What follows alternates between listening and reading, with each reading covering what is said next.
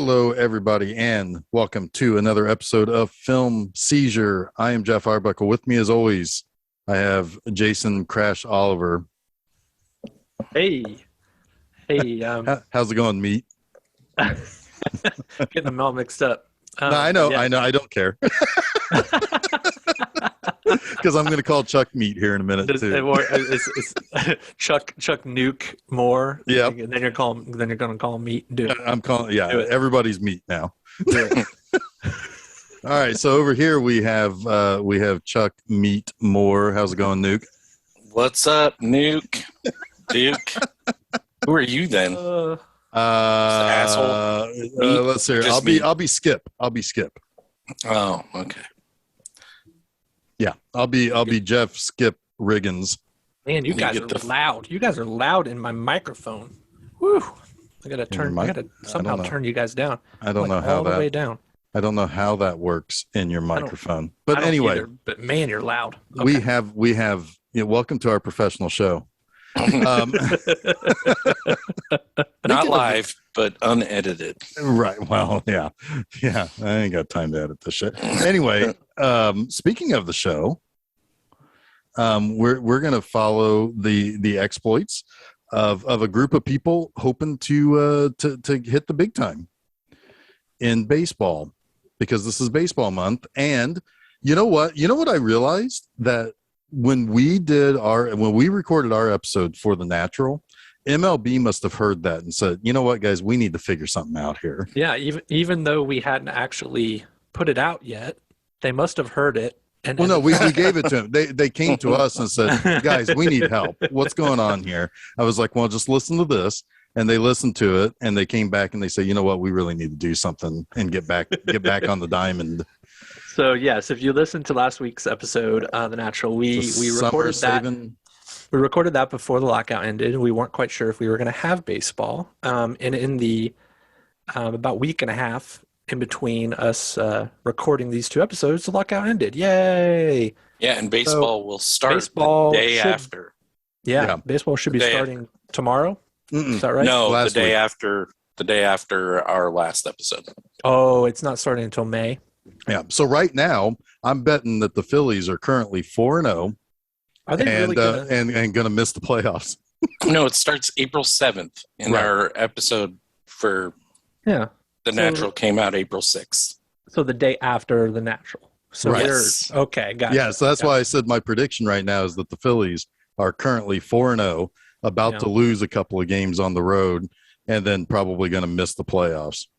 Right about now, I probably won a few no-run first inning bets because pitching is always strong at the first part of the season.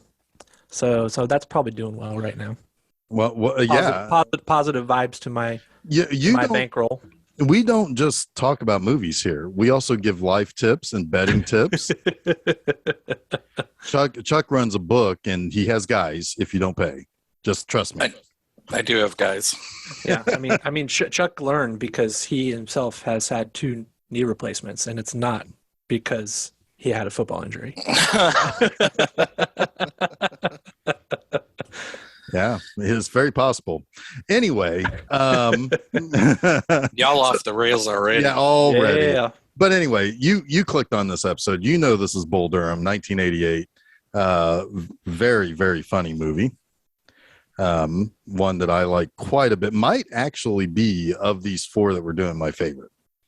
But for different reasons than how I really like The Natural too. And we'll get into that, because I think that there is something kind of pleasant about this movie, while at the same time being very R-rated.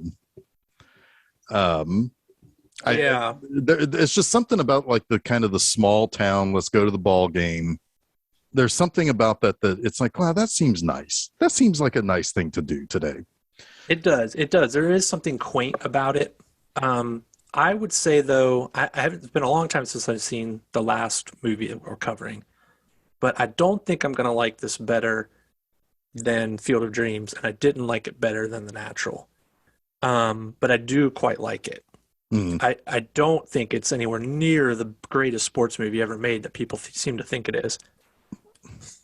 I mean, I don't know. I don't know like how many degrees it misses for me, but I don't think. I mean, I don't know. I think but this is a good movie. This is a good movie. It's the first of 3 baseball movies that Kevin Costner made.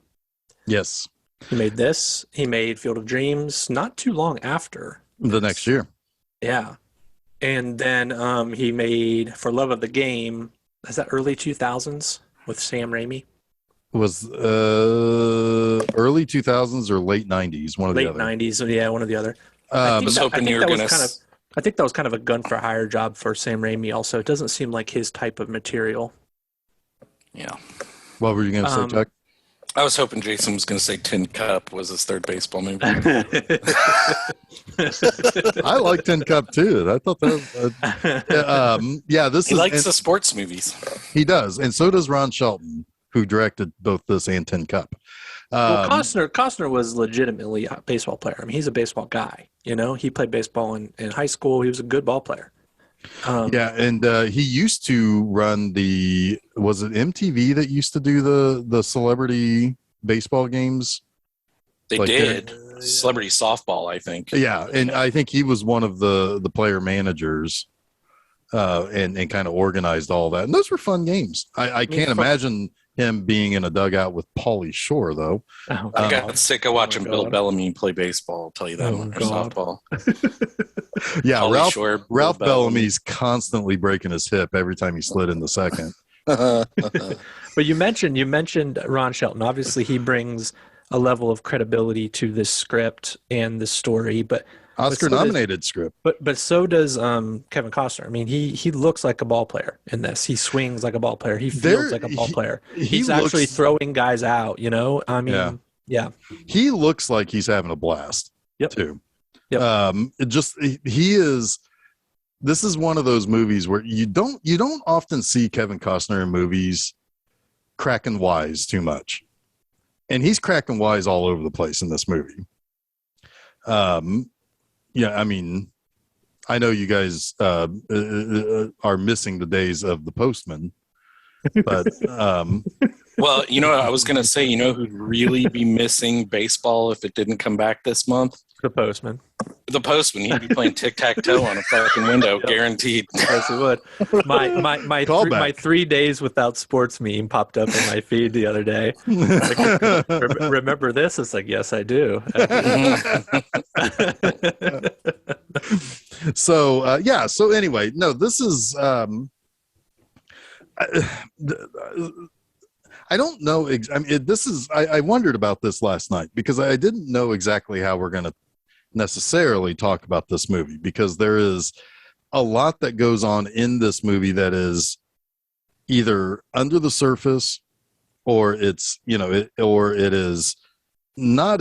I mean, it's a linear movie, but it's a lot of just kind of montages of stuff too, here and there. That are kind of cut in as the Durham Bulls continue their season, but we'll do the best that we can here. Well, yeah, it seems like I don't know if this is intentional, but it's almost shot like a baseball game. Yeah, it's like half inning, half inning, half inning, half inning, and it's almost like it's Crash versus Savoy, like in their little half innings with Tim Robbins' character. Yeah, at least that's the way I see it. So it was almost like, yeah, just like back and forth short innings of little blurbs of movie. And so yeah, it's also in its own way another movie that Major League ripped off. Yeah, kind of in a way. I mean, this movie is probably closer to the true Major League, where it's like, oh, we can make a funny movie about, you know, about individual guys. But I would say, here's the other thing I kept thinking about with this movie. I feel like this movie, you know, you talked about how, like, you know, Kevin Costner was a real baseball player. This movie feels real. Yeah. I mean, there are some things that are exaggerated. It does and it doesn't. I mean, there's a lot of cartoon like Casey. That's what I'm getting to here. Yeah. There are some things that are exaggerated. Like there's a fable no way aspect to it. Like The Natural had that fable aspect to it, but it played more for laughs.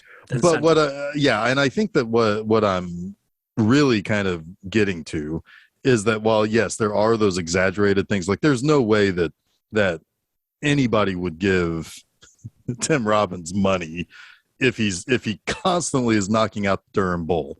Right. But Right. which is hilarious. But there is this kind of thing where the people feel real. And even Tim Robbins is a little exaggerated at the beginning, but by the time the movie ends, he's grown up and he feels like a real person now. Yeah, I agree with that. Each individual person is kind of built based on their morality, on their who they are, what they believe in. But it's also all of those people are flawed too. They're like real people. Honestly, the character I feel like has, I believe, the least. I don't know what this says about anything, but Annie Savoy is an interestingly odd character. Well, she's a muse. And I think she's not a real person. And I think she's a little bit psychotic. Well, here's the thing. Annie is one. She's the muse. She tells you right at the beginning that Sure. she hooks up with a baseball player and this is a religion to her. So that's why this is more of like the fairy tale. Like her character just doesn't seem real to me, right? Well, yeah, but also she has flaws that a muse typically wouldn't. Like, for example, it's very clear that she has commitment issues more so than the men in this movie do. Oh, for sure. So she is running from something herself. Now, because she is kind of this mystical character, you don't get a whole lot of dimension to her. Yeah. The dimension that you get is what she does to other people. Yeah. Which is, it's Xanadu at this point. Yeah. That's where that really is what it is. So it's, so basically, I'm all for like a sexually liberated, female character. Don't get me wrong. She just seems a little bit like a mirage. Well, she is, part of that is, and Kevin Costner kind of calls her out about it. And by saying basically she's only wanting you around because she can boss you around. Yeah. So she's hiding behind that. And what that means is, it really is, she is looking for Crash, actually. Yeah, she is. And that makes it worth it to me. I think, I think it's all kind of summed up when he undoes her garter near the end of the movie and she has the reaction that she has. It's like she realizes this is what she's been looking for her whole life. She doesn't want to be the teacher. She wants to be an equal, have an equal. Yeah. Yeah. Right. And, and even the fact that we don't even like, how can she go to every game? Right. And a lot of those games are at home. Well, yeah. She's part-time teacher. Well, she says that, but it still doesn't add up. And even Kevin Costner doesn't believe that it all adds up, Right. Yeah. They kind of throw that away though. That's your explanation. Yeah. Well, yeah, sure. But but it's, it still doesn't quite add up, but in the end, it doesn't really matter. Right. It's all about the dynamic. That's what's interesting. Yeah. Not the what's underneath it. Yeah. Right. Yeah. So so basically the movie begins with Annie, Susan Sarandon. Susan Sarandon's a good looking lady. She is. She was 42 when she made this. Yeah. She was 12 years older than Tim Robbins. And they got married after they made this movie. Yeah. And about 7 years older than Costner, I think. Yeah. 7 or 9, one or the other. I can't remember. But yeah. But Costner feels like he's the old man too here. Like he feels older than he really is. But that's part of his wisdom. Well, there's a quote by Ron Shelton. He says, he was a baseball player too. And he said, I was 25, and in baseball, you feel 60 if you're not in the big leagues. If you're not in the big leagues. Sorry, my voice gave out there. I didn't want to become a Crash Davis. So he quit baseball, and he went into, like, basically, I think, sculpture. Yeah. He went in, like, fine arts. He produced a couple of movies before this. Yeah, he did. Yeah.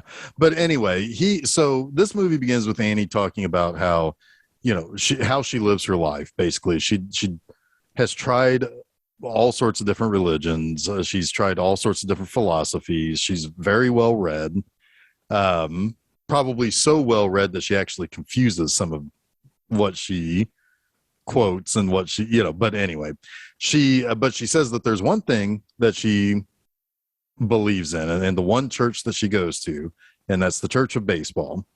So she goes to every home game of the Durham Bulls. And what she ultimately does is she finds the new guy on the team and basically hooks up with him for the entire season with the idea that she makes them a better player, not necessarily directly by having sex with them constantly. Right. Sometimes she says they have the best year of their career to date when they spend their season with her. Yep. and people know this too. Like people look forward to her picking her player of the year. Because even Robert Wool is like, so what's it like? Was she really all that we hear about her? But so basically she's kind of, she waits a couple of weeks. She wants, it's her own little spring training, she calls it, before she picks somebody. And she has picked Tim Robbins' character, Ebby Calvin Laloosh, which is, and he is, so basically what he is he's a pitcher with a, quote, $1 million arm, but a 5-cent head, unquote. And basically, he is somebody who is a extreme fastball pitcher. She gets some intel from her friend Millie. From her friend Millie, who says he fucks like he pitches, sort of all over the place. So right, my note on that was that Tim Robbins was laying the curveball, if you know what I mean. I don't even know what that means. I don't know what that means. Is that like? Thank you for sharing. Is that like the curved penis thing? I guess, yeah, maybe. Yeah. But he wants to be called Pokey. He does. He does want to become Pokey. And she also says something about her search in the beginning, that she gives these players something that will benefit them for the rest of their lives. Yeah. And they only give her something that she benefits from during their time together.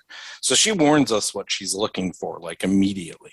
Yeah. Right? Like, right. that's she wants a kid, basically. I mean, she's saying, she is telling us that I need something more than this 6 months. I need something that lasts a lifetime. Yeah. And they never give it to me. Right. And every year she's kind of Matthew McConaughey here, right? She's getting older. Self-fulfilling prophecy, I mean, well, yeah, but we all? Yeah, but I mean, we are. She goes right for the same thing every year. And right. She ultimately like picks the doofus. Well, we don't know who else she picked. Right. Really, we don't. But Costner, I agree with Crash. He says, I'm not interested in someone who would be interested in him. Right. And it's like, I love that. I love that about Crash in this. Is like, but he's lying. Well, he is, but he's lying. But she never goes at away. At that point, really. He is, because he takes himself out of contention. He wants to seduce her on his own terms. Right. Yeah. Which is what his intention was that very first night anyway. And he gets interrupted by a meathead, basically. Meat. But no, she's basically like the Matthew McConaughey. She's every year she picks a new guy and they're all the same. And she's changing. And maybe early on it was something else. Maybe earlier on she was more like Millie, who you get the impression was Annie 15 years ago, and basically just screwing for the fun of it. She's kind of her understudy, it seems like. Kind of, yeah. Sure. Yeah, except for Millie seems to be not very picky. I also don't think we should give Crash too much credit here either, because he basically writes her the note from the dugout. It's like, you can't see the whole thing. I saw the word fuck. Right. It's not, I would like to sleep with you. It's let's fuck or something like that. Right. So, this is a guy who plays for a different team every year. He's not looking to lay down roots either. Yeah. No, but he is looking to lay down the bats, if you know what I mean. Yep. Anyway. He wants to lay that Sarandon down. Okay, so so basically, we meet Tim Robbins. He's late to warm up because he's screwing Millie in the locker room, not just in the locker room, in the fucking toilet. Like they're in the stall, and so he goes and he comes out, and his first pitch is a 95-mile-per-hour fastball that goes straight to the announcer's booth. Which that old guy. The old guy, well, there's two old guys here at the beginning of this movie that crack me up every time. Max, the Clown Prince of Baseball. Yep, playing himself, yes. Yeah, Max Patkin. And the old guy who announces the games, he seems to be bothered by nothing, even a 95-mile-per-hour pitch that's coming right at him. But no, he's wild, and the Tim Robbins is wild, and so the organization, having invested money already $100,000 into Tim Robbins, and he drives a Porsche. He lets everybody know. It's a nice Porsche. It's a nice Porsche, yeah. But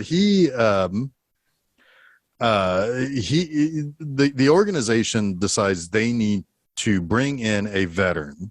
So they go out and buy the contract of Crash Davis, which is Kevin Costner, and he shows up and he's talking to the manager and the assistant coach, which is Trey Wilson and Robert Wool, and he's like, "So, what am I doing here? I'm too old for this shit." And this is when Robert Wool's like, because he's like, "Well, I quit," and he's going to go Trey work. Wilson says, "Yeah, what are you going to do? Work at Sears?" Yeah, and then Robert Wool's like, "I've worked at Sears. It sucks." It's like, Sears sucks, Crash.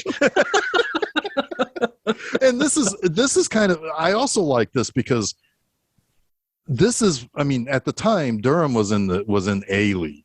Yeah. This is reality for them. The off season comes, they're working at Sears.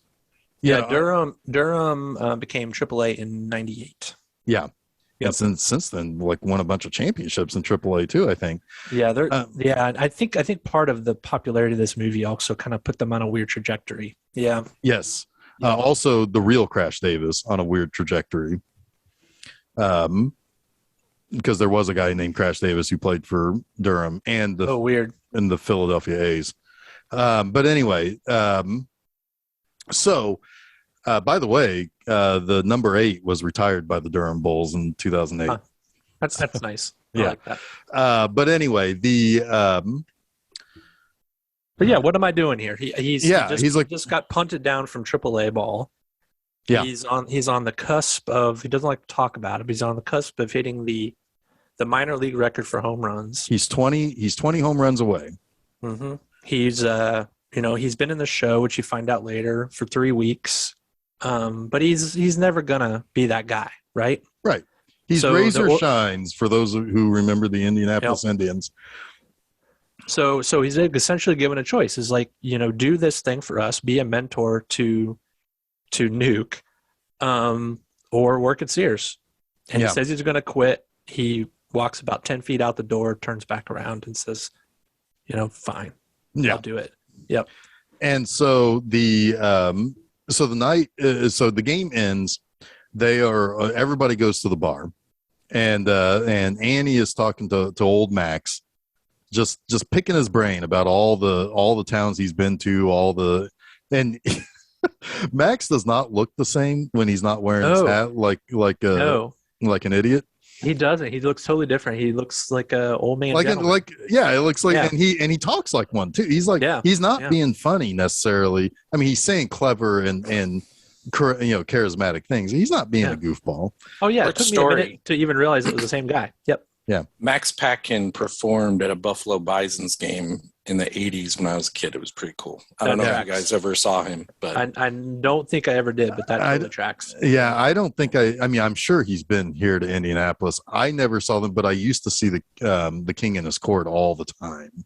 Yeah, I think he was there the same day that the Beach Boys put on a concert afterwards. Did he dance to that? If I remember correctly. I want to see him dancing to Good Vibrations. I didn't see him, but I am almost positive that Uncle Jesse was on stage with the Beach Boys, but I really can't rember. Oh, that's probably awesome. That would have been the right era. That would have been the right era. He was their touring drummer. Yeah. Yeah. Yeah. Yeah. That sounds right. He played bongos in the Kokomo video. Yeah. Yes, he Maybe did. I almost made Jason spit his beer out. Yeah. that it's funny. That was my favorite Beach Boys song when I was a kid, and now it's probably my least favorite. Oh God. Well, it was probably like the only one you really knew. 'cause Maybe. it was so Yeah. big. Yeah. Yeah. So he's talking to Annie, and a couple of drinks comes over, and it's like, well, we didn't order these. And it's like, no, but that guy over there in that booth did. And she looks over, and it's Kevin Costner's Crash. And she's like, oh, he's kind of good looking. And Max turns around. It's like, oh, that's Crash Davis. He's probably been in more stadiums than I have. Yeah. And, and now she's already kind of sort of interested in him. For sure. This guy knows baseball for one thing. Yes. And, and Max is kind of building him up as like, oh, he's just like me. He's been around. And so she's like, oh, and she even goes to look him up. Like that night, I think she goes to find out that he's 20 home runs away from the record. Yeah. So he comes over, and they're talking, and she asks him to dance, and he says that he doesn't like to dance. That's important because pretty much at that point, because one of the things that they say is that they're watching Ebby dancing around with basically everyone. To the which even Max is like, she's like, who's he dancing with? And Max is like, everyone. He looks like he's dancing with everyone. And so basically she realizes at this point that maybe Crash is a bit too much work and maybe not worth the effort that she wants to put in. I want to point out two fun statistics about Crash's first game as a Durham Bull. He got his first win ever as a professional pitcher. Oh, Nuke, you mean? Nuke, I'm Crash. sorry. Yes, thank you. He walked 18 and he struck out 18. Right, both records. Yeah. Both but records. Also, how many people did he hit? I don't remember, but it was a lot. Yeah, it was like 5 or 6 or something. A record. And he beamed the bull twice. I do know that. But his last 5 pitches were faster than his first 5. Yes. So he is a serious talent. Yep. And so this is why they need Crash here. Well, Crash gets a little machismo in him when Tim Robbins comes over to ask if Annie would like to dance with him. And Crash is crazy Tim Robbins eyes. Oh God. Yeah. And he this says is about the time I write down Tim Robbins is such a goon. Oh, he is. If you really want to see Tim Robbins as a goon, watch Howard the Duck. Oh God, he's a super goon in that. He reminds me of Mike DeCrane. Yeah. Honestly. Oh, sorry for you listeners that don't know Mike, but he's very Mike DeCrane. I buy that. I'll take that. He also has that hairstyle. It looks like uncombable hair syndrome. Where have you ever seen this on babies where it's just like their hair is fuzzy and it doesn't do anything? It's just like at one point he's got the whole like Hasselhoff helmet. Yeah. He does when he makes it to the bigs later. He does get a haircut and he looks much better. Yes. So he basically Crash is like, no, the lady's dancing with me, and it's like, oh, so you want to go settle this outside? To which now Annie is kind of like, oh, they're fighting over me. And it's like, yeah, this is kind of neat.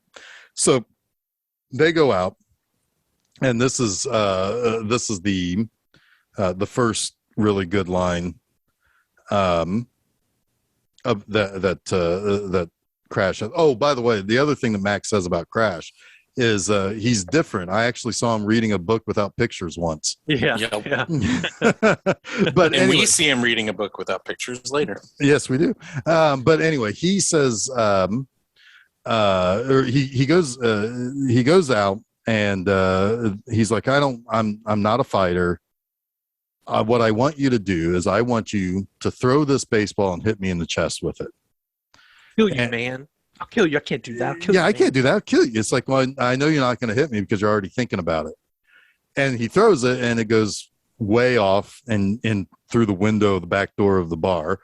And he walks up and he says, I'm Crash Davis, your new catcher, and you just got lesson 1. Don't think it'll only hurt the team.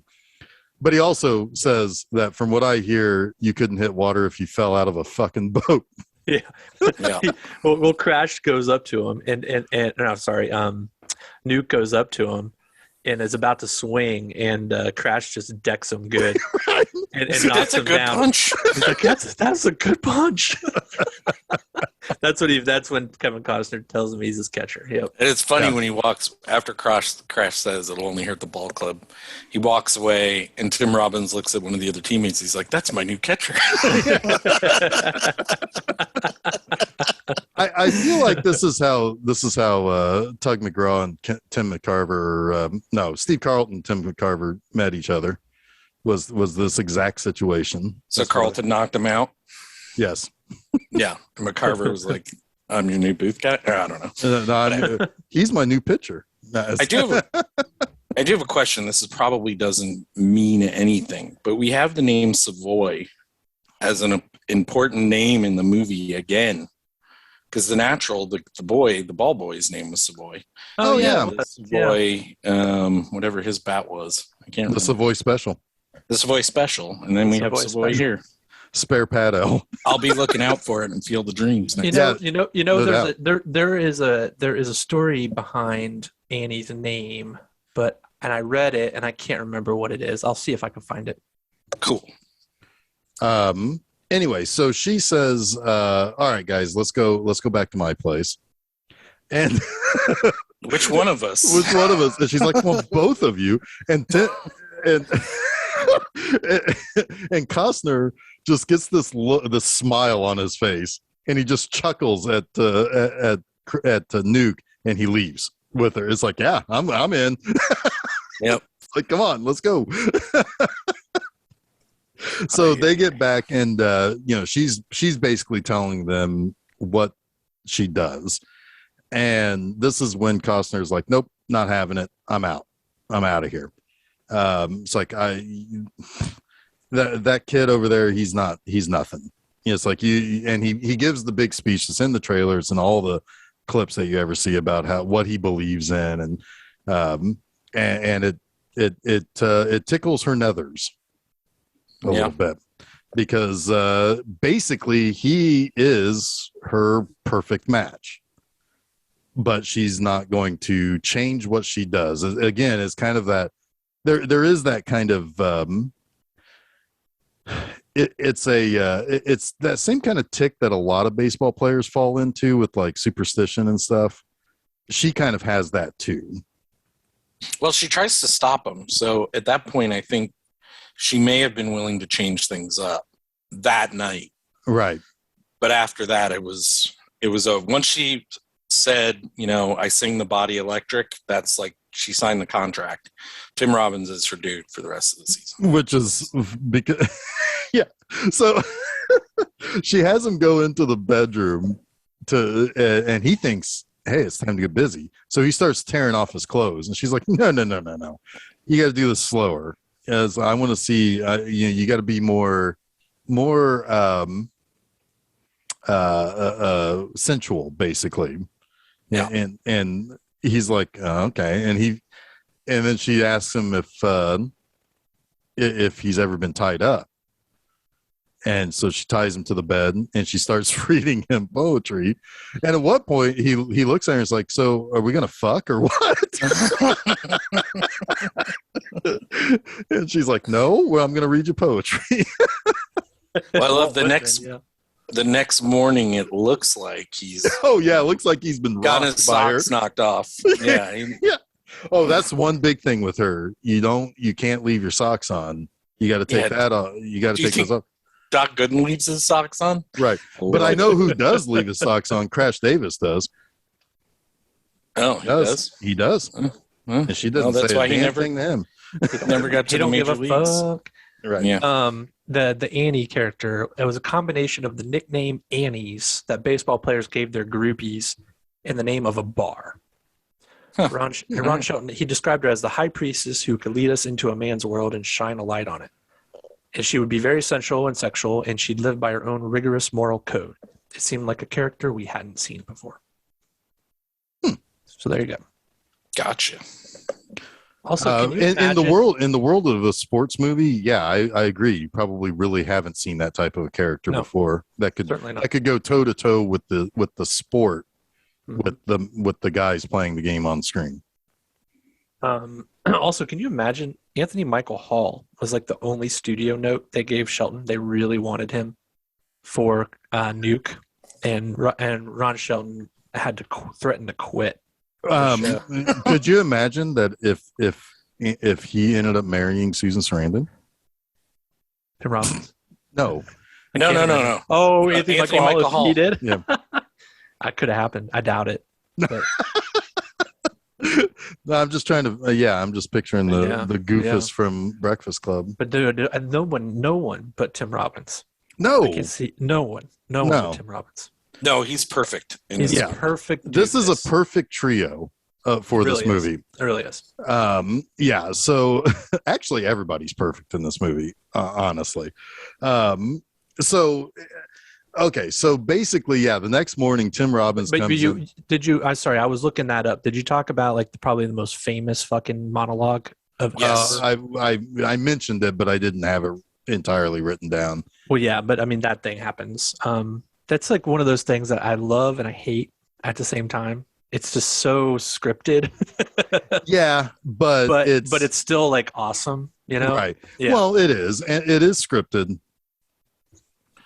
I mean, obviously. Yeah, but it comes off that way. But at the same time, these two characters, Crash and Savoy, do the same thing every year during baseball season. So I get the impression that he's probably said this 20 times. Could be. It's part of his like shtick. Yeah. Yes, it's part of his thing. And we know her shtick later is that she repeats things or she says things that are made to sound smart. And so they're basically just they're mirrors of each other. Well, it's kind of it's kind of his own form of poetry too, right? Right. Yeah.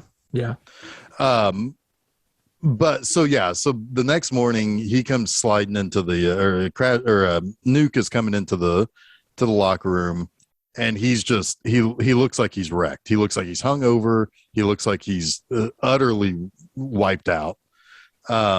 And that's when Robert Wool comes up and it's like, so is she everything that we hear? It's like, oh, you spent the night with Annie. And he's like, so did you guys do it? And he's like, no, she read me poetry all night.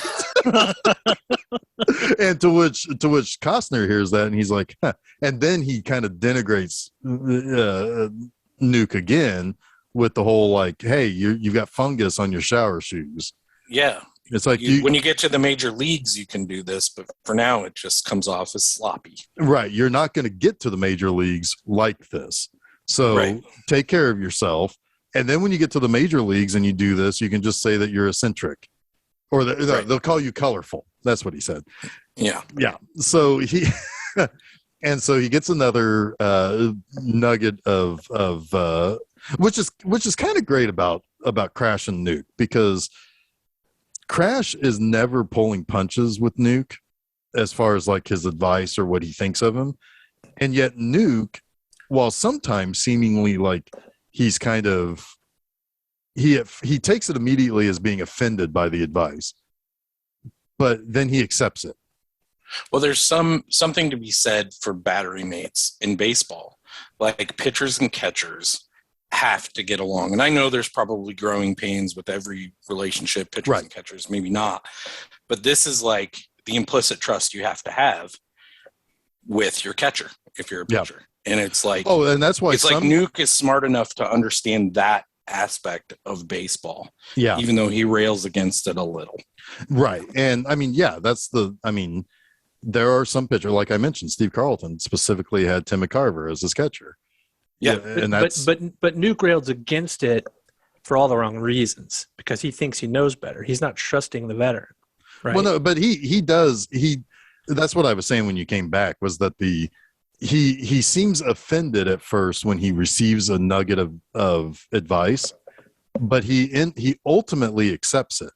He has to be taught a couple lessons. Right, but he is like he doesn't rail against the shower shoes thing.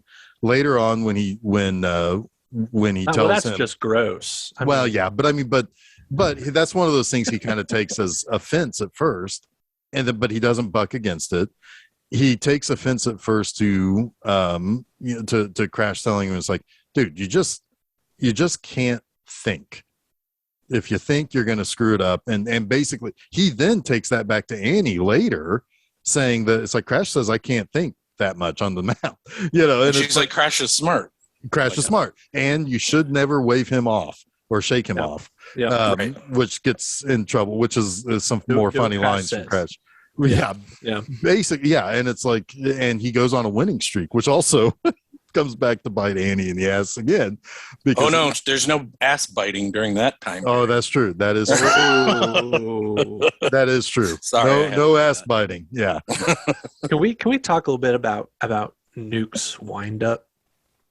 Oh, Fernando. His look to the sky. It is the wildest wind up I think I've ever seen. Yeah. It's the Fernando Valenzuela, isn't it? And very close. Yeah. And that look to the sky, like Chuck just said, it's wild. I mean, no wonder he can't fucking control it, Well, and he's looking through his eye chakras. He's got his eyes closed as he's looking up. Is it eye chakras? But that's when he starts. That's when he breathing starts through his eyelids. Well, yeah, because it connects his testicles to his eyes. Yeah.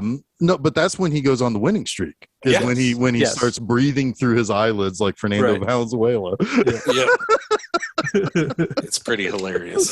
So so basically so at one point it's their first game together playing, and Nuke just wants to throw heat. That's all he wants to throw, to which Crash has to tell him, it's like, stop trying to strike everyone out. Besides, it's fascist. Throw some ground balls. It's more democratic that way. That is a hilarious line. I like when he tells the batter, all right, he's gonna throw the heat. Oh God, yeah. This is when he hits the bowl. Yeah, when he hits the ball, he's like, wow, that guy would have free speech. He really got a hold of that one. Yeah, he hit the bull. He gets a free steak. He really hit the shit out of that one. He really hit the shit out of that one. Yeah, it's like, I told him that you were going to throw it, and it's like, but even then you can listen to me, right? Yeah, and even then, like, Tim Robbins' reaction is not one of he has this relationship with Crash just because they're pitcher catcher. Like anyone else, you get the impression he would have taken him outside to fight. Like, you told him what pitch I was throwing, I'm going to fucking kill you. Right. Well, but instead he has this kind of respect for him. Yeah, it's like, this guy is going to do as much to get me to the pros as I will myself. Yeah. Is the attitude he begins to adopt. Yeah, he's recognizing that he's his own worst enemy. Right. Yeah. Right. Yep. Yeah, he gets in his slow, stupid way. Right. Yeah. He hit the bowl. He gets free steak. There's also and the something whole time he's like chuckling about it. Costner's just having a blast in this movie.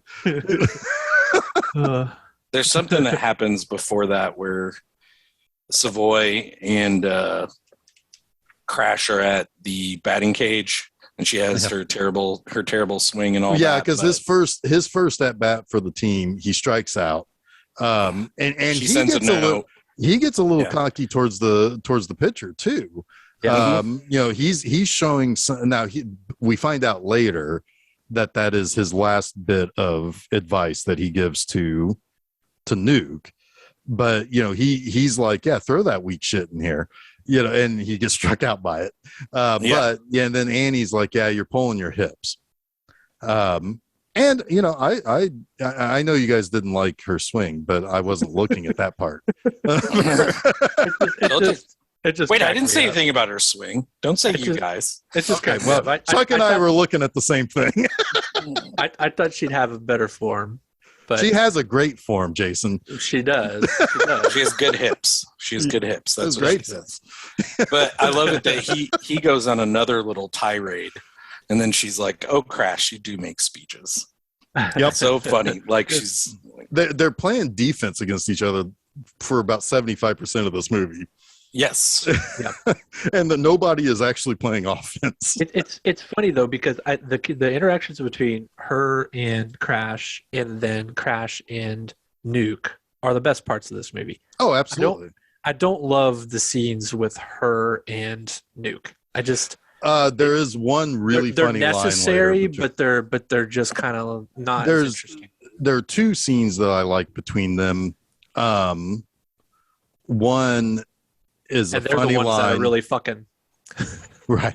Well, and there's one that's really funny, or that there's a really funny line in it, and two, the second one is one of, I think, the better quiet scenes in this movie. But I do like him abstaining from sex and When how, it Oh becomes- god, that's how- hilarious. and how that frustrates her. That's really funny. Like that does add like a funny dynamic to that whole thing, because this is her summer fling. and Well, she's- but it also brings her into thinking more realistically about what's really going on and Yeah, what's going right. on with her.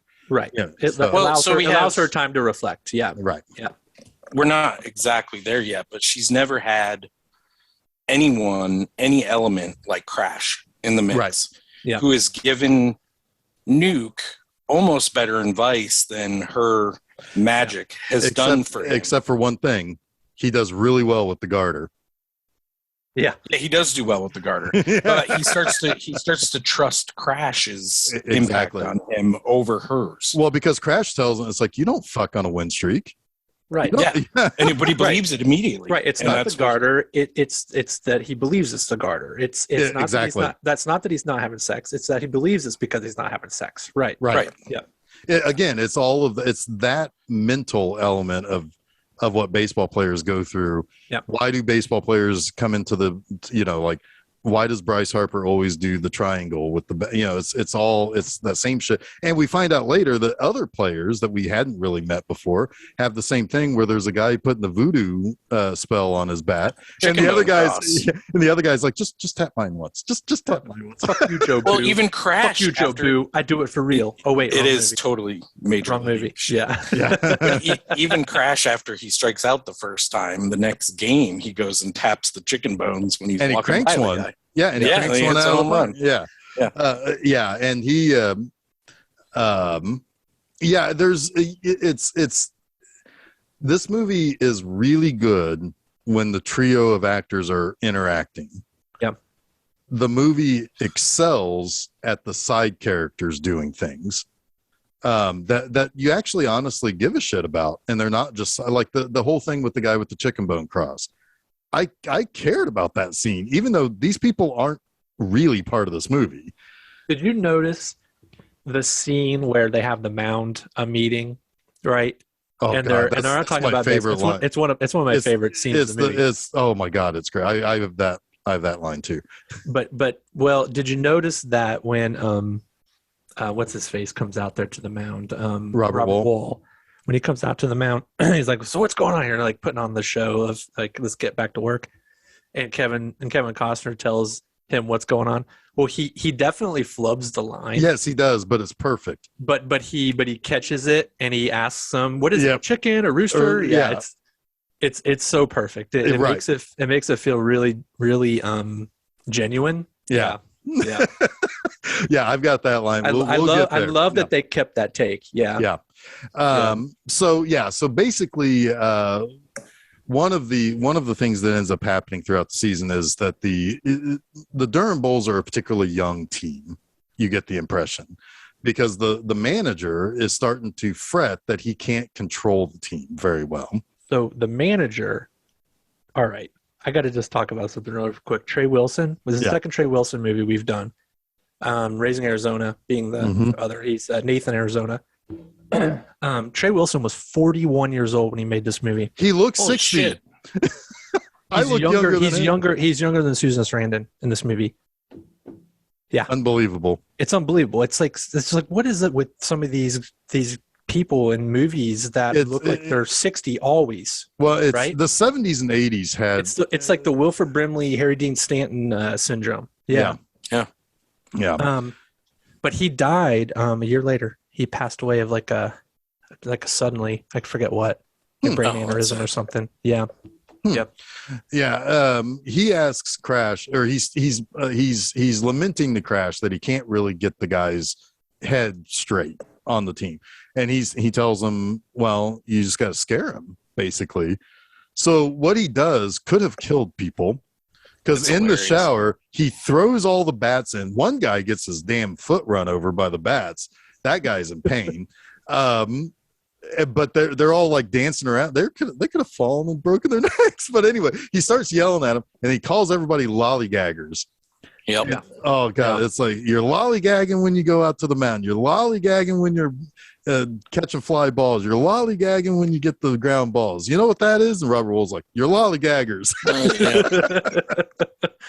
And one of the two words you can understand Robert Wool saying in this movie. Oh, I love though how he's the enforcer though for like everything that Skip wants. That's Right. so great because he's just kind of like one of the guys until he's like told to get them in shape, and then he's got to go on and put on the facade. It kills me. Yeah. I can understand that. Yeah. But no, the Robert Wall is the unsung hero of this movie. He's so Right. funny. so they go on the road trip, and this is it doesn't go so well. But this is when Susan Sarandon gives Tim Robbins the the garter belt, and it's like, well, wear this and you'll do fine.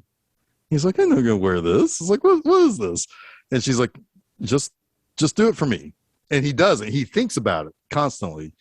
He never does it. They lose terribly. Like the guy on the. I love that the radio broadcasts are just done at home, and they have to radio in the play, and then he makes his own sound effect for everything. Great. Yeah, it's. I mean, that's some serious like small town business going on there that they can't even send the radio guy out there. So he's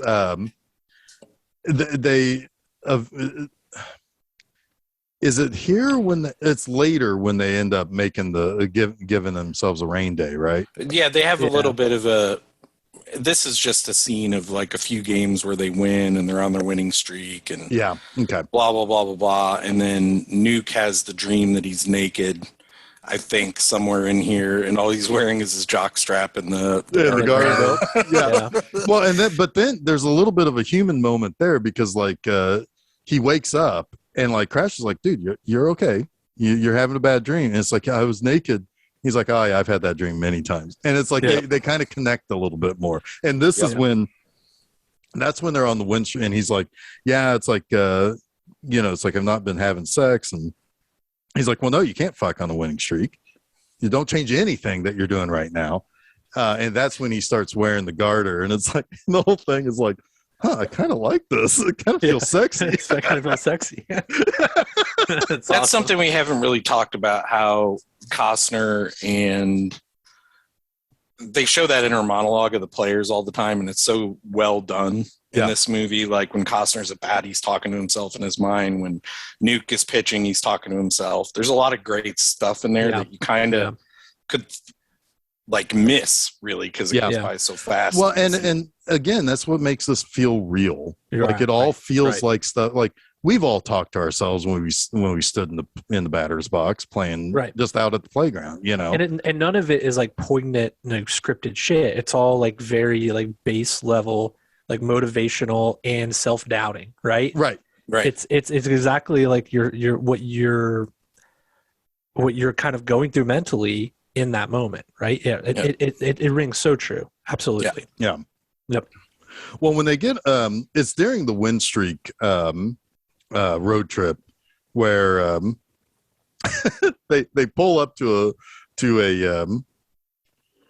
they pull up to a hotel to stay the night, and then one of the guys is like, oh look, ice skaters, that's what we needed. And they want to go and they want to get laid, basically. And it's like, yeah, but we got a game tomorrow. It's like, and Costner's like, oh, I can get us a rain day. Get us a rain out. Yeah. Yeah. It's like, what? It hasn't rained in 30 days or something. Like, I got it. I get this. And they go. Like, I bet you $100. I'll get you a rain day. Well, what's great is that they just take a cab out there and break into the stadium with the cab still sitting there. Yeah. And they turn on all the sprinklers, and they're just. And again, this is one of those things that just is pleasant about this movie. It's like they all decide to go play in the mud, and like slide around, and it's like, again, this kind of feels real because again, these are A-leaguers, so they are young, they're kind of brash. They're kind of stupid, but they're also still kids. These are probably like 18, 19-year-old players, and Crash is the old, mentor, father figure, but yet he's got a little streak of childishness too. Absolutely, and he's drinking with 18 and 19-year-olds, right? So I mean, and sliding around in the mud. You have a tendency to regress mentally, yeah, immaturity, yeah, right. So when they get back from this trip, I don't know if they ever got to hang out with the ice skaters. That's unfortunate. I wanted to find out. No, they got fucking muddy instead. That's ended true. up having to go home and get showers. Fair enough. Yeah, because they said we need a night with the ice skaters, and somebody says what we really need is a rain out. Right. That's why they leave the ice skater idea behind. Which is, I mean, they could have gone back, got in the shower, and then hung out with the ice skaters. I mean, they could have. Yeah. But so they got sidetracked by slip and slide. Exactly, which was just as fun, I'm sure. I mean, one slip and slide for the other is just as fun.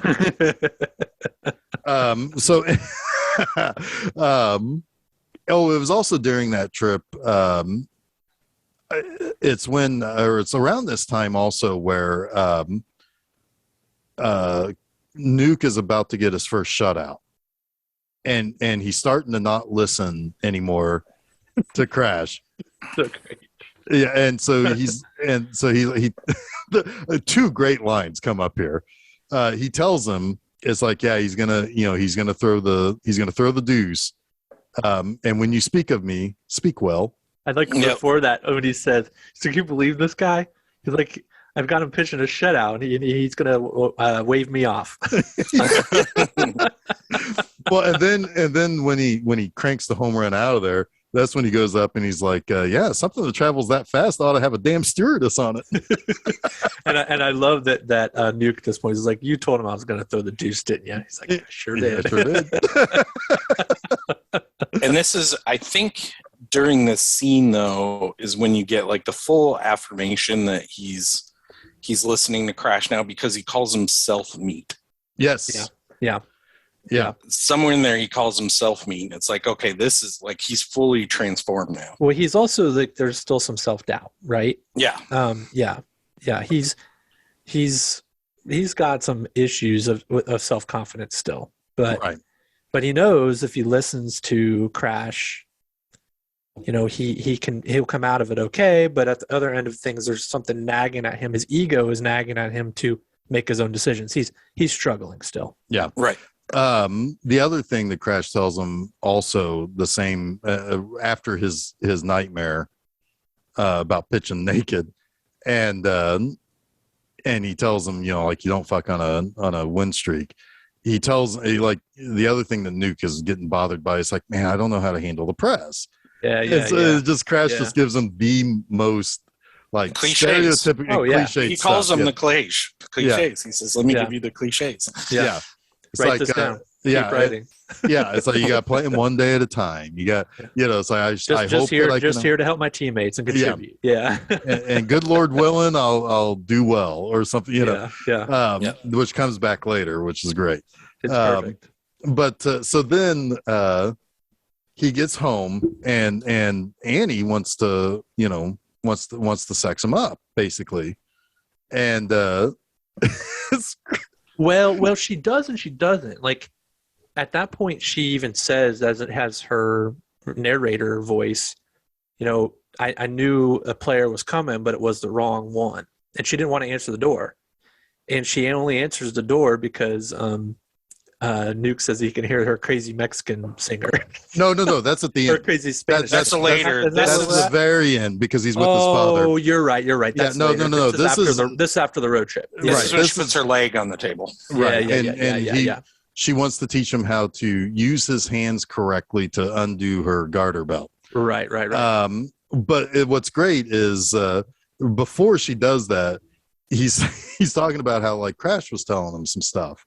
And he's like, so do you know like, and he's like, he's embarrassed to say the word pussy to her, and but he's like, you know how the hair down there is in the shape of a V, and she's like, yes, I do. It's like she can tell she's like, yes, I do, and you need to see it. And he's like, yeah, that's the Bermuda Triangle. A man could get lost in there. It's so funny because like it's so obvious later too. They even show not just the difference between an old baseball player, a veteran baseball player, and a rookie.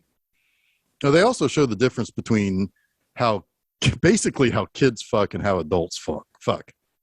I mean, it's this movie is very good at showing that here in a little bit. But we'll get there. So this is so yeah, the Bulls are kind of in first place at this point, and they're going to go out and they're playing on a high, and this is when Nuke starts to get scared, and he's starting to not do as hot. It's not a particularly great game that he's pitching. So he comes out and everybody comes into the middle, to the mound, and this is when Robert Wool comes out, and we also find out that Jimmy, which is basically the evangelical player, is going to get married to Millie, which that scene's kind of cute too, because she's like, "Hi, Jimmy," and he's like, "Do you accept Jesus as your savior?" No. And then they're together for the rest of forever. And there's also a really nice scene in there too, where she's getting her dress fitted, and she's like, she's asking Annie, "It's like, should I wear white? Should I even be able? Should I even wear white?" Basically, is what she says. Well, I deserve to wear white, is what she says. Yeah, and Annie says, "We all deserve to wear white." Yep. Which it's a nice thing, I mean, it was kind of a nice moment there. But well, yeah, Annie's a very empowering and powerful woman. Absolutely. Yeah. Like nothing that she does is out of spite at all, ever. And she's very like pro woman. I love it. Yeah. I love her character for those reasons, for sure. Yeah. So this is when he comes out and Crash's like, yeah, Nuke's scared because his eyelids are jammed and his old man is here, because his old man's like waving to him in the crowd, because he comes out and it's like, yeah, my dad's here. And he's like, don't look. And he turns around and there he is standing up with like the fucking camcorder waving at him like like right behind home plate. And he's like, well, your dad doesn't matter. None of this matters. Just keep, stop thinking. And this one, he's like, yeah, so Nuke's scared because his eyelids are jammed and his old man's here. We need is it a live rooster? Yeah, a live rooster to lift the curse on Jose's glove. And we can't decide what to get Millie or Jimmy for their wedding present. Is that about right? Yeah, we're dealing with a lot of shit. And Robert Wool is like, well, candlesticks always make a nice present.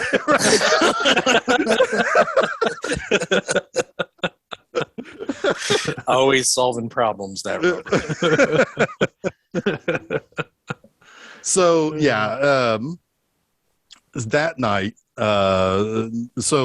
they lose, which means that Tim Robbins can go back to fucking, because they're no longer on the win streak.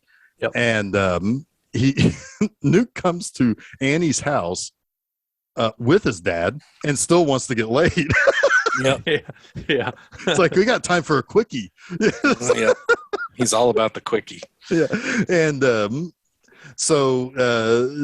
which is funny because it's like you have the impression that Nuke has told his dad different things about Annie than what they really are. Yeah. Sure. He's very religious. He wants them to pray together. Yeah. Yeah. She's like, no, let's not. No. No, thanks. But so he gets a call from the team saying that he's been called up to the majors. And this is the one really nice scene between the two of them, because this frees Annie, basically. Right. She doesn't need to stick with this guy anymore. She did her job. She can go and pursue Crash now. And there's been a scene with Crash and Annie too, where she flat out, like they argue, and then she's like, yeah, I want you right now, basically. And he's like, get out. I don't, so his rebuffing of her is kind of driving her nuts too. but she feels now that she can pursue him with everything now. And without saying anything to him, she basically breaks up with Nuke, and Nuke gets it. And it's this really kind of nice hug that they have. Mm-hmm. And there's no hard feelings. There's no tears or whining about it or anything. It's, it's like, oh, okay, I get you. It was nice. Thanks. And he gets the call right then and there, right too, right before that. No, that's why she breaks up with him. Yeah, he gets called before. Because he gets the call from Skip that he's going to the show. He's gonna leave to go talk to Crash and tell the team, and then he's like, and she's like, or he basically tells Annie, it's like, I'll be back, and she's like, no, nobody ever comes back to Durham after they've been to the show, and he's like, no, tonight, and we'll celebrate. She's like, and basically, right. Her body language tells him it's like, no, we're not going to do that. Question. That's pretty uncommon, right? To go straight from single A to the bigs, even with an expanded roster. I would think so. Well, because that's why he says he's going up there, because you get the impression that it's later in the season they've expanded the roster, and they want to see what he's got, and they're either out of contention or they're pushing for. Right. Yeah. Probably out of contention. In reality, he probably would have been called up to Double A or I would have thought earlier in the movie. Probably. Right. That doesn't. But really then that ruins the movie. Exactly. Right. Yeah. What's Crash going to do? Get another piece of meat? Well, we find out what Crash is going to do. Well, he's going to get cut. Yeah. But he gets cut though after his final scene he's at this bar with this old timey player. Which that guy was probably a real player too. Probably, yeah. Probably. And he's drunk. He's, it's starting to get to him that basically he lost out on the Annie sweepstakes, I think. Well, I don't think it's just that. He's seeing another young player bestowed with God-given talent. But this is before he finds out that he's going to the show. He's already drunk and sad. Well, yeah, but he, like he says, he howls at the moon from time to time. Sure. But he's definitely kind of going. I think everything is starting to, no pun intended, crash in on him. Yeah, I think Crash Davis has had these nights a lot. But this is just the first one we're seeing. Probably. I think he has a reaction to Nuke because of his feelings of inadequacy with his career. Sure. Oh yeah, certainly, because. What ends up happening is now it's the role reversal. The mentor is now the meat at this point, because he tries throwing the 8-ball at him, breaking a mirror, missing him and breaking the mirror, and then he gets punched out. And to add insult to injury, he gets a black eye from it. Yeah, which Tim Robbins didn't get in the beginning. Right. So I love too how he asks. So which hand did you hit me with? He said, my left. He's like, that's good. You always throw with your non-pitching hand. Yeah, never. And he's trying to, like, you never throw a punch with your pitching hand. You'll get injured. And he's like trying to like give him advice that he already has taken. Right. Yeah. It's like, I know. I hit you with my left. Right. Right. Yeah.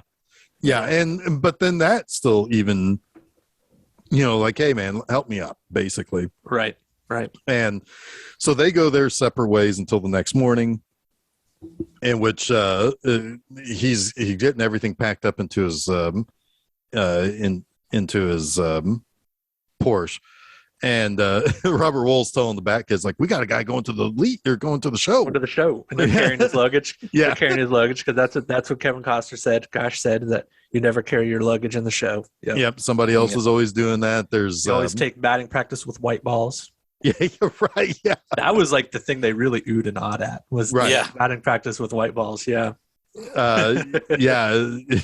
What was it that he said about the motels or the hotels? Room service. Hotels have room service. Yep. And like one of the guys was like, room service. That's great. So and then Tim Robbins comes in, and he's kind of. This is when he's like, yeah, sorry about last night. Or he's in his locker, like packing up his stuff, and Crash comes in. He's like, hey, sorry about last night. I've been known to howl at the moon. And he's like, yeah, it's no big deal, whatever. And he ends up giving him one last piece of advice, which is to basically play scared and to play arrogant. And he's like, okay, play scared and ignorant. It's like, no, not ignorant, you idiot. Arrogant. He's like, yeah, I heard you. I know. It's like, yeah, he's grown up now. You know, he's ready for that next step. I just like to see you get all worked up, Crash. Yeah. And he's not the idiot anymore that he was. And so, you know, he goes off and basically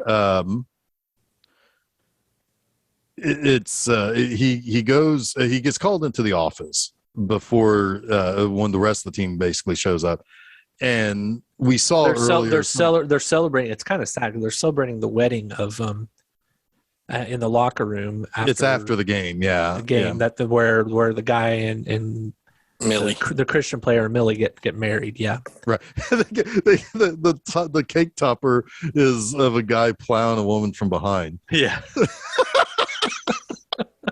And he's like, "Oh my gosh!" And he's like, but he's laughing. I mean, it's all very good natured stuff. Yeah, and again, this is, these are the kids that are going to be together for maybe another year or two, or they're going to be coming up through the same organization if they can get out of some Durham. of them. Yeah, for sure, absolutely.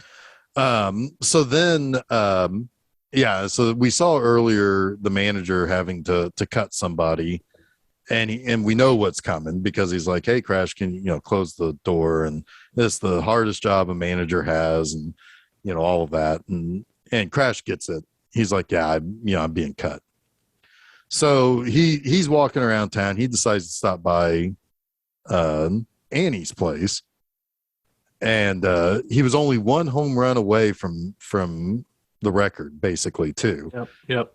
And so they decide to. Crash gets released, all right. A couple of times that night. Yeah, to some smooth saxophone. There's some good saxophone music in this movie. There's some good music in this movie in general. Yes, there is. Joe Cocker's got a real good song at the end. Yeah. No, so so they go to town, and it's pretty hot. It's pretty good. It's a pretty good scene.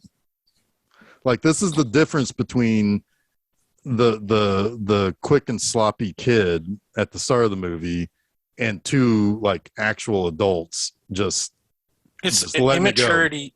So this movie makes a small mistake, in my opinion, and it's done for laughs. They conflate idiocy for immaturity. Like, Tim Robbins' character is supposed to be immature. Yeah. But he acts like an idiot instead. Yeah. Sure. You know what I mean? Like that. Yeah. And it's done for laughs, so fine. But this is like a mature adult relationship versus the one that Nuke and Annie had, which was, at least on one half of it, very immature. Yeah. And on her side of it, probably accepted, because this isn't the type of person she wants a long-term relationship with. She does it just for 6 months. She sets the ground rules on it. Yeah. When it starts, the look of his back. She does like the look of his back. Even that Walt Whitman. I sing the body electric. But yeah, you're right, Jeff. It is like the look of a more mature, kind of caring or romantic relationship.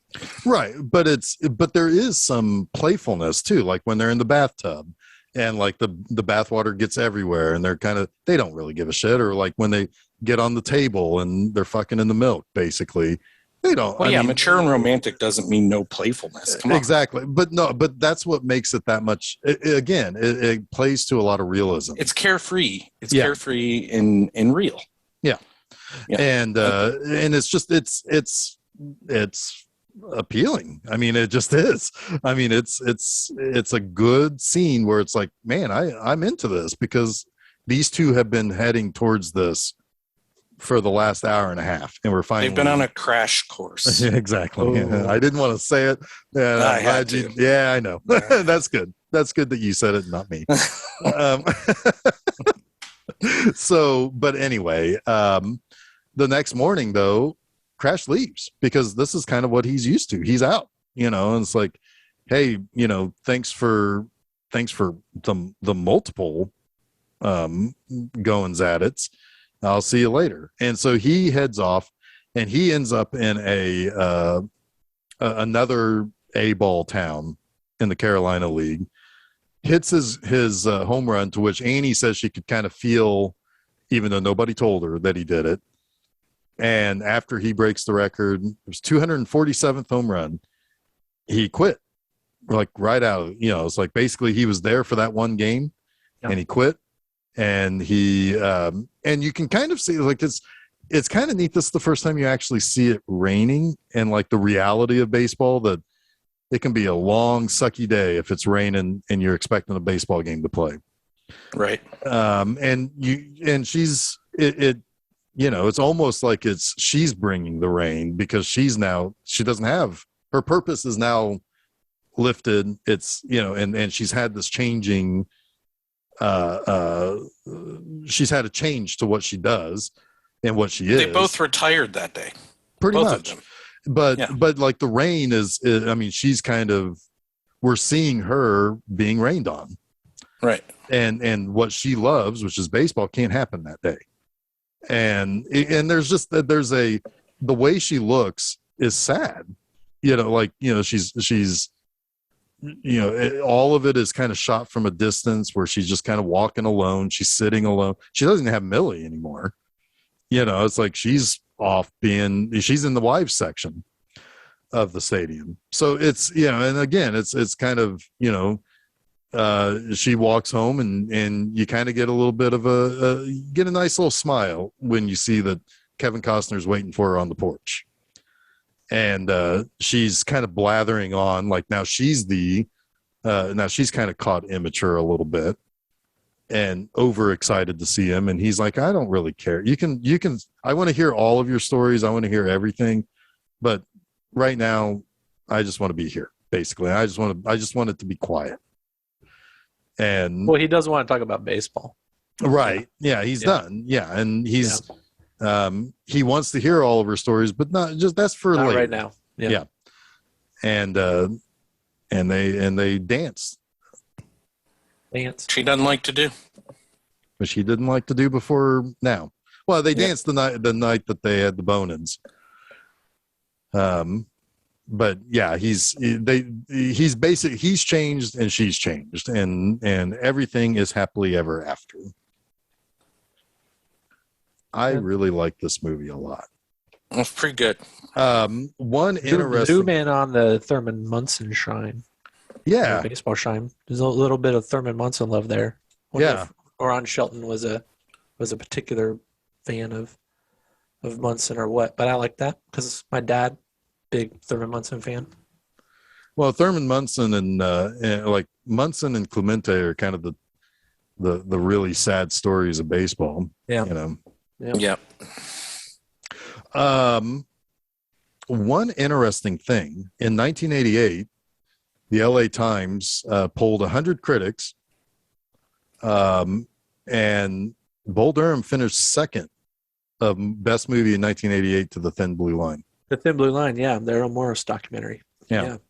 So, I mean, and I'm guessing that was probably there was probably some sort of maybe a pass-fail, like a curve on that, with not taking into consideration, because like I assume, generally speaking, most people probably thought, I don't know, Rain Man was a better movie or whatever in 1988. But I'm guessing that there was some sort of a curve where it's basically, did you like it or did you not like it?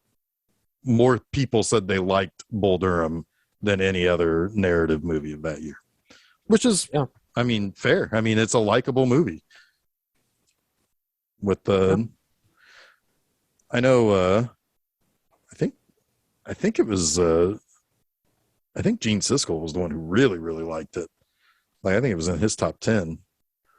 I mean, it was in a lot of top 10s, but he was one that I caught one of those old episodes where he was a big sports guy and thought that this movie had basically what we said, which was it's a super realistic sports movie. And I mean, the movie made money, and it is the reason why, we got movies like Field of Dreams and Major League and a whole slew of baseball movies. I mean, holy shit, the 90s were littered with baseball movies. Oh yeah. I mean, well, baseball. I think we kind of mentioned this last week, but baseball is an easier sport to film and to write a story around. Yeah, because of that mysticism. But baseball movies weren't considered to be commercially viable until Bull Durham. This movie directly is the complete reason why all those movies were made. Yeah. Mr. Baseball with Tom Selleck is another one. I mean, none of those movies. I mean, it's not a good movie, but it's another baseball movie. I mean, fuck, Major League had 2 sequels. Yes. You know? Yeah. Which also Major League was also a little bit first and 10 also. Yeah. Yeah. Basically, there's nothing original inside Major League, is what we're saying, I guess, guys. Honestly, I think we have to do Major League at some point because we probably should, because we talk about it so goddamn much. We could talk about it. I mean, all month we're going to be talking about this. I mean, yeah, we are. No, I mean, I think we should do that. I think another baseball Ron Shelton movie we should probably do is Cobb. Oh yeah, Cobb kind of gets some bad. It's not very well liked. I don't know why. It's been a while since I've seen it. I have a feeling. I have a feeling it's because it makes people uncomfortable. Yeah. I'm just going to argue that he wasn't really a great guy. No, he was maybe the worst guy. Yeah. Yeah. Go ahead, Chuck. Are you sure? I can go. Are you sure? Sure. Go. Naked Gun is. But then also there's the other thing. Baseball movies are viable. Naked Gun's that's another baseball movie. Same year, weirdly, it's like not. You'd think maybe it would have been riding the heels of like baseball being popular in movies, but it's the same year as I think it was kind of surprising to me. It's probably one of those things where it's like, well, the California Angels will let us film here, right? And we can get Randy Newman to sing shit. Anyway, I just had to say. Yeah. Well, we're gonna get the Zucker Abrams treatment someday. It is kind of wild that Ron Shelton went down like a sports movie tunnel after this, because he made White Men Can't Jump, which is fucking awesome. Like, that movie's awesome. Love that movie. He made Blue Chips. I did not like that movie. Which I don't think is very good, but still another sports movie. Then he made Cobb same year. He didn't actually direct Blue Chips. He wrote it. But he directed Cobb. Great White Hype. He wrote The Great White Hype, which is a really fun boxing movie. Yeah, I like that movie too. And Tin Cup. I like that movie. And Play It to the Bone, another boxing movie, that's not a very good one, but still, it's like, man, he's like really into these sports movies. Hey, if it's a steady paycheck. Yeah. But I mean, most of them are pretty good, right? Yeah. I mean, if they didn't get great reviews, they were close. They were close to being on the good side. Yeah. The Great White Hype. That is there's some funny shit in that. That movie is funny. Yeah, I really like that movie. Yeah. I barely remember that movie, so I'll probably have to throw it in. Oh man, it's like Samuel Jackson's kind of playing like a Don King character. It's so good. Jamie Foxx is the boxer. Oh yeah, no, Damon Wayans. Damon Wayans. Damon Wayans is the old like washed up guy, and he's a Sugar Ray Leonard. And Jamie Foxx is like the up and coming guy. Right. Yeah. Yeah. Well, Jamie Foxx is the Great White Hype, or no? It's the the white guy is the white guy hype. Yeah, Peter Berg. It's Peter Berg. It's Peter Berg. Oh, it's not Tommy Gunn. Peter Berg. I mean, he went on to like make some big movies like Friday Night Lights. Oh, I thought you were gonna say Friday the 13th. It's like, was he in? Wait, what? But Tommy Gunn, Tommy Morrison was the Great White Hype, right? Like in reality. Well, there's been a few, right, in the recent years. There's always a Great White Hype.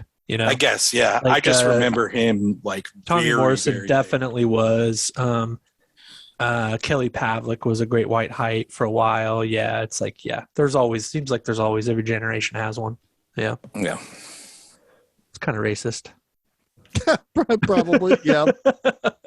Probably, but anyway, Great White Hype, good movie. I don't know, check that out again. So next week, Jason, what's happening next week? Oh man, we're gonna do a baseball movie that's very near and dear to my heart. It always tugs at the old heartstrings, makes me a little weepy. It's maybe as sentimental or more sentimental than The Natural. We're going to be discussing 1989's Field of Dreams. Field of Dreams. So we got back-to-back Costner. Back-to-back Costner. Yep. We got. I'll have some revelations on Field of Dreams next week Cool. that will shock you. Shock of the world. Top 10 reasons Chuck is. I'm gonna BuzzFeed your asses. You're not going to believe number 6. But then we'll have a commercial before we get to sex. Did you mow the cornfield? Did you work that summer as a mowing the cornfield to make the? I said next week. Oh my gosh! Oh my gosh! We figured it out. We got it. I will have a. I'll tell you my revelation right now. I bought that on VHS back when McDonald's used to be able to buy videotapes at McDonald's. That was. Oh yeah. That movie marks the first time I understood, for some reason, I guess I was 10, where I put it together that there was like a rating system for movies that critics used for stars. Because I remember seeing an ad for Field of Dreams, 4 stars. I was like, what's that mean? It's like, that must be really good. And then I learned about like how that whole thing worked. I was like, oh, it's supposed to be really good. I want to see that now. And yeah, so I was influenced by a 4-star rating to see Field of Dreams, and I saw it in the theater with my best friend. Oh. And we fucking loved it. Yeah, it's good stuff. Or that you only knew the thumb system, I'm sure. Right. Yeah. Well, that's probably very simple. Yeah. Yeah. I mean, Again, but that's the one we all knew because Right, that right. was on all the time. Yeah. That's But right. I'd never heard of this. Like, what is 4 stars? I never heard of that before. Yep. Oh, interesting. Yeah. Well, I give that revelation 3.5 stars Well, thanks. out of 10. Oh. I pulled out. Bad. I pulled out the IMDb scale. That's a 3.5. That's terrible. That's like geezer teaser bad. Oh no, that's better than a geezer Is teaser. it better than a geezer teaser? Anyway, so yes, next Wednesday we have more baseball business to do. We're going to Iowa. They built it. We're coming. Yes, we are. And so with that also, there is Monster Mondays next Monday as well. That is The Thing That Couldn't Die. It's a movie about a literal decapitated head as a villain, and it's kind of awesome. So anyway, both of those shows, Film Seizure and Monster Mondays, can be found at filmseizure.com or at several places that you can find podcasts, like your SoundClouds, your TuneIns, your Spotifys, your Google, your Apple, that sort of shit. If you follow us at Facebook, Twitter, or Instagram at Film Seizure, you can find out when that stuff happens. And it's good times. It's good times. Be in the know. Great oldies. That's what I'm saying. It's just be in the know. This Friday, I have a website called B Movie Enema, and so at bmovieenema.com you can read my review of Phantasm. Ooh. Get a little deep. But I got to do Phantasm so I can do the sequels later this year, all in 1 month. Wait, you're doing all the sequels? Yeah. Wow, that'll be fun. Yeah, because 3 of them are bonkers. I mean, yeah. I mean, all those movies are bonkers, really. Well, true, but yeah. So I'm going to be really testing my limits on how much I can handle watching all of the Phantasm movies back to back to back to back. So That just sounds like a good time. I would love to do that. Yeah, I thought we talked about tweeting that at one time. We did, or doing a Phantasm month. Yeah. Yeah. well, we can still do that at some point, but yeah, this has been something that's been cooking for a little while. All right. So, all right. but we can Throw do my that. metal balls at you. Oh my God, not your metal balls. Everybody's throwing balls at people here. Chuck, why don't you? I'll probably miss. Yeah, I want you to knock out the bowl. Yeah. I'll break. I'm looking at your posters. One of the posters behind you when I throw my metal ball. Probably, Anyway, continue. Yeah. Anyway, Close this mother out. So basically, come back next Wednesday for Film Seizure. Come back next Monday for Monster Mondays. This Friday, I expect to see you at bmovieanima.com to read about Phantasm. So I'm going to take one last trip around the bases. I am Jeff Arbuckle. I'm Chuck Moore. I am Jason Oliver, and you have been listening to Film Seizure.